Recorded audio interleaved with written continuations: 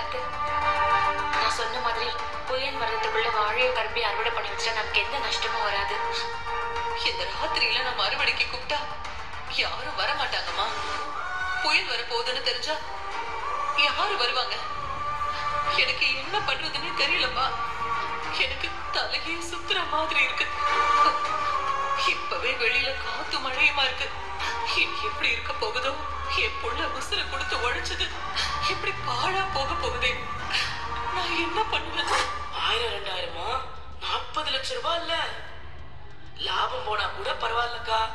முதல்ல உள்ள சேர்த்து போகுது. நம்மளால என்ன பண்ண முடியும்? புயல் வராம இருக்கணும்னு நம்ம எல்லாம் சேர்ந்து கடவுளை வேண்டிக்கதான் முடியும். அப்படி மட்டும் வந்துருச்சுன்னு வைங்க, அதனால ஏற்படுற விளைவுகளை நம்மளால சமாளிக்க முடியாதுக்கா. கடவுள் தாங்க நம்மளை காப்பாத்தணும். பயமா இருக்குமா? ஏற்கனவே பேங்க்ல லோன் வாங்கிதான் இவ்வளவு செஞ்சேன். வாங்கின வியாபாரிகள்லாம் நாளைக்கு வந்து அவங்க பணத்தை திருப்பி கேட்டாங்கன்னா என்னமா பதில் சொல்றது?